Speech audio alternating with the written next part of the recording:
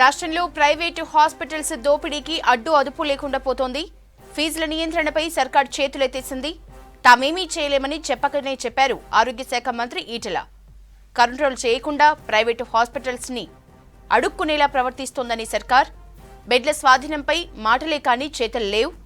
ఫీజుల్ని నిర్ణయించడంలోనూ ప్రభుత్వం ఫెయిల్ అయింది. లక్షల్లో ఫీజులు గుంజుతున్నా అధికారుల్లో చలనం లేదు. కొన్ని కార్పొరేట్ హాస్పిటల్స్ హెల్త్ ఇన్సూరెన్స్లకు నో చెప్తున్నాయి. క్యాష్ ఉంటేనే ట్రీట్మెంట్ చేస్తున్నాయి. అంతేకాదు క్రెడిట్ డెబిట్ కార్డులతో పాటు డిజిటల్ పేమెంట్స్ కూడా తీసుకోవటం లేదు. ఓవరాల్గా ప్రైవేటు హాస్పిటల్స్పై సర్కార్ మానిటరింగ్ లేకుండా పోయింది. ప్రైవేట్ హాస్పిటల్స్ దోపిడీపై పూర్తి అప్డేట్స్ సంపత్ అందిస్తారు. సంపత్, ప్రైవేటు హాస్పిటల్స్లో అడిగినంత ఇస్తేనే ట్రీట్మెంట్ జరుగుతోందన్న ఆరోపణలు వస్తున్నాయి.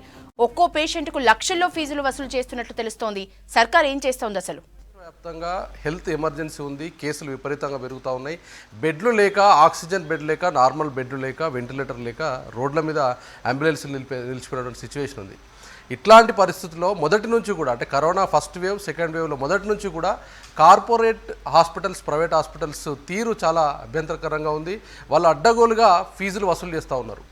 ఇంత నిర్ణీత ఫీజు అని లేదు. మొదట్లో ఏదో ఫస్ట్ వేవ్ ఆఫ్ కరోనా వచ్చినప్పుడు స్టేట్ గవర్నమెంట్ అనౌన్స్ చేసింది ఏంటంటే వెంటిలేటర్స్ పైన ఉంటే 9,000 రూపాయలు, వెంటిలేటర్స్ లేకుండా ఆక్సిజన్ బెడ్స్ అయితేనేమో 7,000 రూపాయలు ఇవ్వాలి, నార్మల్ బెడ్స్కి అయితే ఛార్జ్ ఎంత చేయాలనేది ఒక ఛార్జీలకు సంబంధించిన పట్టిక అప్పుడు హైకోర్టు చెప్పినప్పుడు రిలీజ్ చేసింది. కానీ దాని మీద నియంత్రణ లేదు. దాని తర్వాత ఏదో ఒక ఛార్జెస్ పేరుతో, అడిషనల్ ఛార్జెస్ పేరుతోటి, లేదంటే స్పెషాలిటీ పేరుతోటి అడ్డగోలుగా సూపర్ స్పెషాలిటీ హాస్పిటల్ అయితే ఒక రీతిలో వసూలు చేస్తున్నాయి.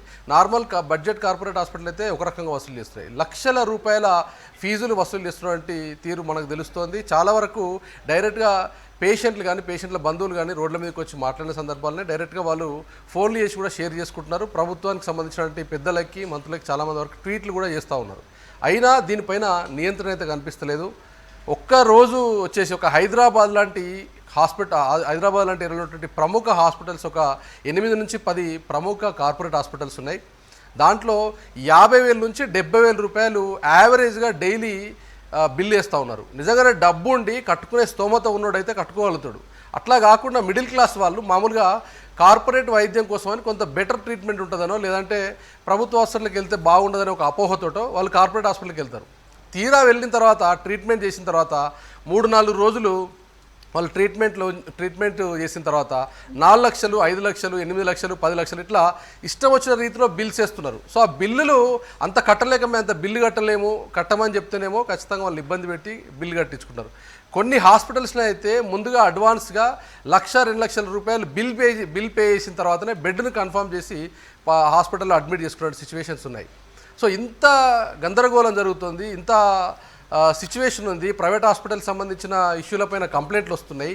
డైరెక్ట్గా లక్షల రూపాయలు వసూలు చేస్తున్నట్టుగా మీడియాలో కథనాలు వస్తున్నాయి. చాలామంది సంఘాలకు సంబంధించిన వాళ్ళు కూడా అభ్యంతరం వ్యక్తం చేస్తూ వాళ్ళు పిటిషన్లు ఇస్తున్నారు. కోర్టుల్లో కూడా దీనిపైన చర్చ జరుగుతుంది. అయినా కానీ రాష్ట్ర ప్రభుత్వం ఒక స్టాండర్డ్ ప్రొఫార్మా కింద, స్టాండర్డ్ ప్రొసీజర్ కింద రూల్స్ అండ్ రెగ్యులేషన్స్ ఇప్పటిదాకా ఫామ్ చేయలేదు. దీంతోనే ప్రభుత్వం ఎందుకు కార్పొరేట్ హాస్పిటల్ మీద ఎందుకు గట్టిగా వ్యవహరించడం లేదు, ఎందుకు సీరియస్గా ఒక స్టాండర్డ్ ప్రొఫార్మా కింద ఒక కమిటీని వేసో, లేదంటే కార్పొరేట్ హాస్పిటల్స్ను పిలిపించో, లేదంటే ఒక కమిటీ వేసో, లేదంటే ఒక ఐఏఎస్ లాంటి అధికారిని నియమించో, దానికి రూల్స్ అండ్ రెగ్యులేషన్స్ ఫామ్ చేసి కరోనా ట్రీట్మెంట్ కోసం ఎట్లా ఫీజులు వసూలు చేయాలి, ఆ ఫీజులకు సంబంధించిన నియంత్రణ ఎట్లుండాలనేది ప్రభుత్వం ఆధీనంలోకి తీసుకోవాల్సిన అవసరం ఉంది. ఎందుకంటే నార్మల్ ట్రీట్మెంట్లకు, నార్మల్ ఆపరేషన్లు డిఫరెంట్. కానీ కరోనా వైరస్ సంబంధించిందంటే ఇది ప్రజలకు సంబంధించిన సమస్య. కామన్ మ్యాన్ నుంచి చాలామందికి ఈ సమస్య ఉంది. కాబట్టి హాస్పిటల్లో జాయిన్ అయితే ఎంత ఫీజు కట్టాలా, ఎన్ని రోజులు ఉంటే ఎంత ఫీజు కట్టాలా, ఏ స్టాండర్డ్ హాస్పిటల్కి ఎంత ఫీజు చెల్లించాలనే దానిపైన నిర్ణీతమైనటువంటి ధరల పట్టిక కానీ, లేదంటే దానిపైనటువంటి ఒక గైడ్ లైన్స్ కానీ రిలీజ్ చేయకపోవడం వల్ల ఇష్టం వచ్చిన రీతిలో డబ్బులు వసూలు చేస్తున్నారు.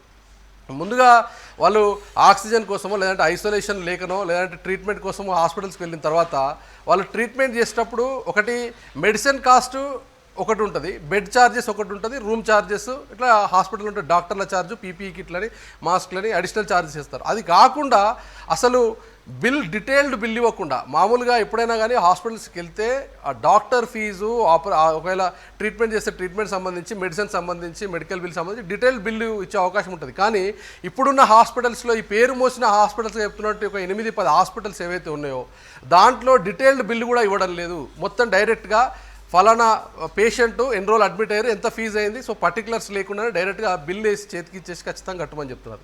ఇదొక అంశం. రెండవది, ఈ 2-3 రోజుల నుంచి, వారం రోజుల నుంచి చూపిస్తున్న కంప్లైంట్ ఏంటంటే డైరెక్ట్ క్యాష్ పేమెంట్ చేయమని పేషెంట్ల పైన ఒత్తిడి ఉన్నట్టుగా తెలుస్తుంది. ఇదొక అంశం. రెండవది, ఇన్సూరెన్స్లు ఉన్నాయి. చాలా ఇన్సూరెన్స్లు చేయించుకున్న వాళ్ళు ఉంటారు. మిడిల్ క్లాస్ వాళ్ళకి ఎక్కువ కూడా ఇన్సూరెన్స్ పైన డిపెండెన్స్ ఉంటుంది. ఉద్యోగులకు కూడా ఎక్కువ మంది వాళ్ళు ఇన్సూరెన్స్ చేసుకుంటారు కాబట్టి, సో ఇన్సూరెన్స్ను అలో చేస్తే వాళ్ళు అడ్మిషన్ అయ్యే పరిస్థితి ఉంటుంది. కానీ కింద హెల్ప్ డెస్క్ దగ్గర పోగానే వాళ్ళకి ఇన్సూరెన్స్లు ఉన్నాయనగానే అడ్మిషన్లు తీసుకోవట్లేదు. ఒకవేళ అడ్మిట్ అయిపోయి తర్వాత పేమెంట్ చేసే టైం వరకు ఇన్సూరెన్స్తో మాకు సంబంధం లేదు, ఇమీడియట్గా డబ్బులు కట్టాలని చెప్తా ఉన్నారు. అది ప్రభుత్వానికి సంబంధించినటువంటి ఆరోగ్యశ్రీ ఏమో ఇప్పటిదాకా దాని కింద కన్సల్ట్ చేయలేదు. వాళ్ళకి చాలా బిల్స్ పెండింగ్ ఉన్నాయి కాబట్టి కార్పొరేట్ హాస్పిటల్ మామూలు దానికే ట్రీట్మెంట్ ఇచ్చే పరిస్థితి లేదు. సో ప్రభుత్వం డైరెక్ట్గా హెల్ప్ చేసే కండిషన్ లేదు. అట్లీస్ట్ వాళ్ళకి ఎటువంటి ప్రైవేట్ ఇన్సూరెన్స్ కంపెనీలతోటైనా వాళ్ళకి టైప్ అయింది, ఆ హాస్పిటల్స్లో ఆ ట్రీట్మెంట్ ఉంటుందని పోతే ఆడ ఆ ఇన్సూరెన్స్ కంపెనీలను కూడా అలో చేసే పరిస్థితి లేదు. ఆ ఇన్సూరెన్స్ క్లెయిమ్స్ను కూడా హాస్పిటల్స్ భరించే పరిస్థితి లేదు. డైరెక్ట్గా డబ్బులు కడితేనే ట్రీట్మెంట్ ఇచ్చే పరిస్థితి. ఆ డబ్బులు కూడా లక్షల రూపాయలు వసూలు చేస్తున్నారు. సో జనంకు ఉన్నటువంటి సమస్యను అడ్రస్ చేయాల్సినటువంటి ప్రభుత్వం ఏమో పట్టించుకోకుండా వదిలేసింది. సో దీనివల్ల హెల్త్ సంబంధించినటువంటి అధికార యంత్రాంగం ఉంది, హెల్త్ డిపార్ట్మెంట్ సంబంధించిన ఎన్ఫోర్స్మెంట్ ఉంది, విజిలెన్స్ ఉంది. అట్లాగే ప్రభుత్వం కూడా ఏదైనా ఒక ఆదేశాలు జారీ చేస్తే ఇమీడియట్గా గైడ్లైన్స్ కిందకి వచ్చేస్తే హాస్పిటల్ కూడా చచ్చినట్టుగా ఎంత ఫీజు ఉంటుందో నిర్ణీత ఫీజు ప్రకారంగా వసూలు చేసుకునే అవకాశం ఉంటుంది. కనీసం చిన్న బడ్జెట్ హాస్పిటల్స్ అనుకుంటేనేమో వాళ్ళకి సర్వైవల్ ఉండదు. నిజంగానే కరోనా వైరస్ తర్వాత ట్రీట్మెంట్ లేవు, బిల్డింగ్ల రెంట్లు కట్టుకోవాలా, డాక్టర్ల ఫీజులు ఇవ్వాలంటే వాళ్ళన్న కొంత ఎక్కువ డబ్బులు వసూలు చేస్తే వేరనుకోవచ్చు. నిజానికి కోట్ల రూపాయల బిజినెస్ చేస్తున్నటువంటి 365 రోజులు ఫుల్ బెడెడ్ కెపాసిటీ తోటి ఫుల్ లాభాల్లో ఉన్నటువంటి హాస్పిటల్స్ కూడా ఇంత దారుణంగా వసూలు చేయడం విమర్శలకు తావిస్తోంది. సిఎస్ఆర్ కింద కనీసం కార్పొరేట్ సోషల్ రెస్పాన్సిబిలిటీ కింద ముందు వరుసలో ఉండి కొంత ట్రీట్మెంట్కి సహకరించి జనాల ఆరోగ్యాన్ని దృష్టిలో పెట్టుకొని వాళ్ళ వంతు సహకారం అందించాల్సింది పోయి అడ్డగోలుగా అడిషనల్ ఫీజులు వసూలు చేయడం అనేది కార్పొరేట్ హాస్పిటల్ పైన విమర్శలు వస్తూ ఉన్నాయి. ఎందుకంటే చాలా వివిధ డిఫరెంట్ స్టేట్స్లో, వేరే స్టేట్స్లో అయితే కొన్ని హాస్పిటల్స్ ప్రభుత్వంతో కలిసి మొబైల్ వ్యాన్లను ఏర్పాటు చేసినాయి. అట్లాగే కొన్ని కిట్స్ని ఏర్పాటు చేసి వాళ్ళకు సోషల్ రెస్పాన్సిబిలిటీ కింద కొంత పర్సంటేజ్ ఆఫ్ ట్రీట్మెంట్ కోసం ఎంబీబీఎస్ డాక్టర్లను, కొంతమంది డాక్టర్స్ను, ఫిజిషియన్స్ని ఏర్పాటు చేసి గ్రామాల్లో క్యాంపులు కూడా వేసిన పరిస్థితి. ఇక్కడనేమో కనీసం సర్వీసులు చేసే పరిస్థితి లేదు. వాళ్ళు లేదంటే ఏదైనా గ్రామాల్లోకి వెళ్ళో క్యాంపులు నిర్వహించో సోషల్ రెస్పాన్సిబిలిటీ కిందనో మొబైల్ వ్యాన్స్నో వెహికల్స్లో పెట్టి ప్రభుత్వానికి ఇస్తున్నటువంటి ట్రీట్మెంట్కు అదనంగా వాళ్ళు అడిషనల్గా ఫోర్స్ను డిప్లాయ్ చేసి వాళ్ళ సరిపోయినటువంటి సర్వీస్ ఇచ్చే పరిస్థితి లేదు. అది ఇవ్వకపోగా అడ్డగోలుగా ఫీజులు వసూలిస్తున్నటువంటి సిచ్యువేషన్ ఉంది. సో దీనిపైన తీవ్రమైన విమర్శ వస్తుంది. మరి దీనికి జవాబుదారిగా ఉంది ప్రభుత్వమే. అట్లాంటి ప్రభుత్వం ఎందుకు ఈ కార్పొరేట్ హాస్పిటల్ని చూసి చూడనట్టు వ్యవహరిస్తుంది అనేది ప్రశ్నార్థకంగా మారింది. అంటే సంపత్, మీరు చెప్తున్నట్లుగా ఫీజుల్ని కంట్రోల్ చేయాల్సిన ప్రభుత్వం అయితే సైలెంట్గా ఉంది. ప్రైవేటు హాస్పిటల్స్ని రిక్వెస్ట్ చేసినట్లు ఈటెల మాట్లాడారు. ఇది ఎంతవరకు కరెక్ట్ అంటారు? అసలు గైడ్ లైన్స్ అని చెప్పారు మీరు, అవేంటి? రైట్, మీరు అన్నట్టుగా ఈటెల రాజేందర్ 2 రోజుల కింద మాట్లాడినారు. ఆయన మంత్రి, ఈ రాష్ట్రానికి ఒక వైద్య ఆరోగ్య శాఖ సంబంధించినటువంటి మంత్రి ఆయన. సో ఆయన మాట్లాడిన దాంట్లో మనం చూస్తే ఏమన్నారంటే, ఆయన అన్న మాట ఏంటంటే, ఎంత అని చెప్తాం కార్పొరేట్ హాస్పిటల్కి, ఏమని చెప్తాం మనం, బెదిరించినాం, గదిరించినాం, మాటలు చెప్పినాం, అట్లా చేయొద్దని చెప్పినాం, వాళ్ళకి సోయి ఉండాలా, వాళ్ళకి సోషల్ రెస్పాన్సిబిలిటీ ఉండాలని చెప్పినాడు.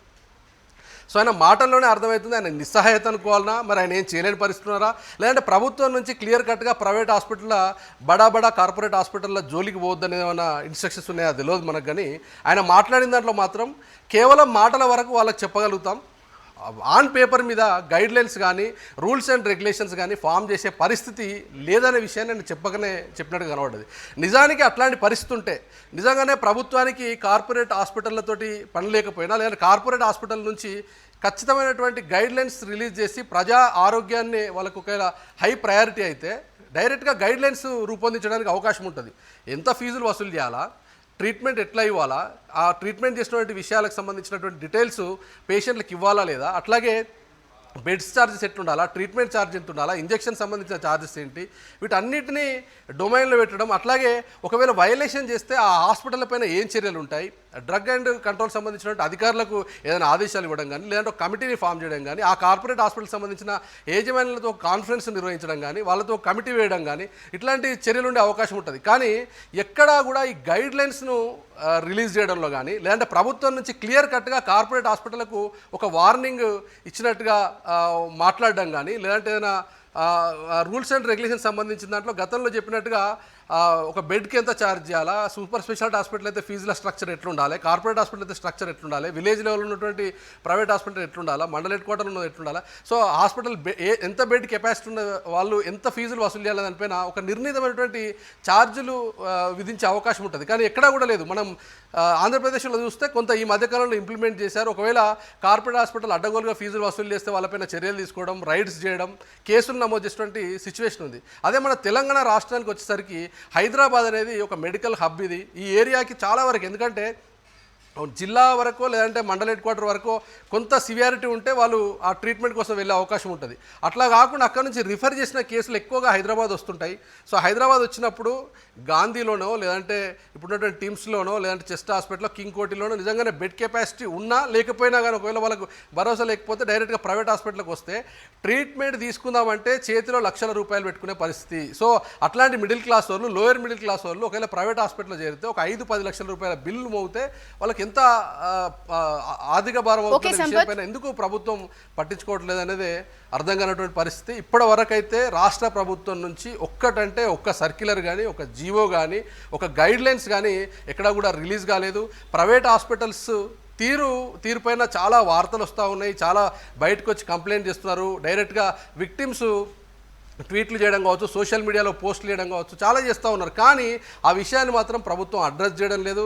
డైరెక్ట్గా ఆరోగ్య శాఖ మంత్రి ఈటల రాజేంద్ర మాట్లాడినటువంటి మాటలు కూడా చాలా గందరగోళంగా ఉన్నాయి. ఆయన మాట్లాడిన మాటలతో కూడా మేము బెదిరిస్తున్నాం మాటలు చెప్తాం కానీ అంతకంటే ఏం చేయగలుగుతాం అని ఆయన చేతులు ఎత్తేసినట్టు మాట్లాడడం కూడా కొంత అది మొత్తం కూడా క్వశ్చన్ మార్క్గా మారింది. మొత్తానికి ప్రైవేట్ హాస్పిటల్స్ పైన రాష్ట్ర ప్రభుత్వానికి నియంత్రణ లేదు. రాష్ట్ర ప్రభుత్వం ఎలాంటి గైడ్ లైన్స్ రిలీజ్ చేయడానికి సిద్ధంగా లేదనేది ఫస్ట్ వేవ్, సెకండ్ వేవ్లో రెండిట్లో అర్థమైంది.